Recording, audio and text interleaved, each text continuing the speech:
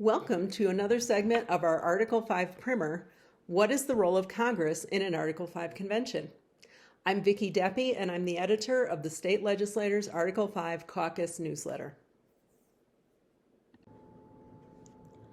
What can Congress do with respect to an Article 5 convention? Let's go right to the Constitution to find out. Here's the text. Upon the application of the legislatures of 2/3 of the several states, Congress shall call a convention for proposing amendments, valid to all intents and purposes as part of this Constitution, when ratified by the legislatures of 3/4 of the several states, or by conventions in 3/4 thereof, as the one or the other mode of ratification may be proposed by the Congress. Let's unpack it. The first thing that jumps out to me about this is the word shall. Shall call a convention. Calling the convention is clearly obligatory. If delegates wanted Congress to have any discretion on this, they would have said may, but they didn't. They said shall. Alexander Hamilton made this clear in Federalist 85. He used the word obliged. There's no discretion, no latitude, no wiggle room. They have to call the convention. What does it mean to call a convention? That's simply to name the date and location of the opening session. Now let's back up and look at the first part of this sentence. Upon the application of the legislatures of 2/3 of the several states. This implies that Congress has a responsibility to track and count these applications. How can Congress carry out its obligation to call a convention if they're not keeping track of how many applications there are? Let's now look at the final clause. When ratified by the legislatures of 3/4 of the several states, or by conventions in 3/4 thereof, as the one or the other mode of ratification may be proposed by the Congress. So Congress gets to decide how these amendments will be ratified. So what Congress can do, they must count applications, they must call the convention, and they may stipulate the mode of ratification. Let's take a little detour for a bonus feature. How are amendments ratified? There are two methods. Ratification by state legislatures is exactly what it sounds like. Your state legislature votes on the amendment during a legislative session. The second method is by state ratification conventions. The first thing I'd like to say about this is that it's not a political convention.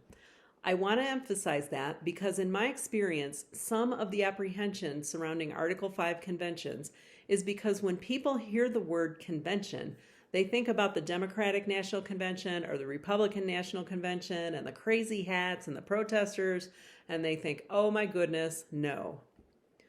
A state ratification convention is different from a political convention. Before the convention occurs, the state holds a special election. The delegates are elected directly by the people and pledge to vote one way or the other at the convention. So in other words, there's a yes delegate candidate and a no delegate candidate.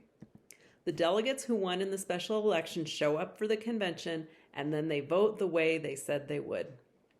There's only one amendment that's been ratified in this way, and that was the repeal of prohibition. Congress wanted the success or failure of this amendment to express the will of the people, and there was concern that if it went to the legislatures, they would be pressured by activists, and the vote would be the will of the temperance movement and not that of we the people. The convention method gives the people a direct voice in ratification and insulates the amendment from other issues that will be faced by their state legislators. Back to Congress. We've looked at what they can do. Now let's talk about what Congress can't do. We'll go right to the Constitution to find out. I'm not going to read the text to you again because we explored that a couple of slides ago. But feel free to have your finger hovering over the pause button so you can take as much time as you'd like to compare the text of the Constitution to the ways in which Congress and the Congressional Research Service imagine federal officials could insert themselves into the convention. They think they can refuse to call the convention. We've covered this already, so I won't rehash it again here. They also think they can limit the duration of the convention. If they don't like the subject matter, they could attempt to limit the convention to such a brief period of time that the delegates would be unable to accomplish their task. But the Constitution grants them no authority to do so. They'd also like to dictate how states choose their delegates. Maybe to stack the deck with as many DC-friendly delegates as they can? They also want to invalidate the one state, one vote precedent. If you're from a populous state, you might be thinking, yeah, we should get more votes. But it's helpful to think of these meetings as more analogous to the United Nations than the House of Representatives. That's how they've always been structured throughout American history, and I'd like to offer the Colorado River Compact as an example of why the one state, one vote principle is important. 7 western states are party to the compact: Colorado, Utah, Wyoming, New Mexico, Arizona, Nevada, and California. California's population is over 50% greater than the other 6 states combined, and it has almost 4 times the combined population of Arizona and Nevada, the 2 states with which it shares a basin. This example helps illustrate how very populous states could easily steamroller many of their less populous neighbors if it weren't for the one state, one vote principle. Another reason one state, one vote is important is because these amendments are going to be ratified on a state-by-state basis. So one state, one vote will provide a much better indicator of an amendment's chances of getting all the way across the finish line to ratification than the apportion formula that Congress has proffered. Let's move on to sunset clauses. Again, we see nothing in the text that confers upon Congress the ability to impose a ratification deadline on the amendments that come out of a convention. It's obvious on its face why. If the convention comes up with an amendment the members of Congress don't like, they can impose a ridiculously short sunset period in the hopes that they can prevent it from being ratified. The President. I don't see any mention of the President anywhere in Article 5 at all. Interestingly, we've amended our Constitution 27 times, and I don't remember Congress ever inviting the President in when they were the ones drafting the amendments. Members of Congress as delegates. Most of the delegate selection statutes in force right now prohibit federal officials from serving as delegates to an Article 5 convention because of the obvious conflicts of interest.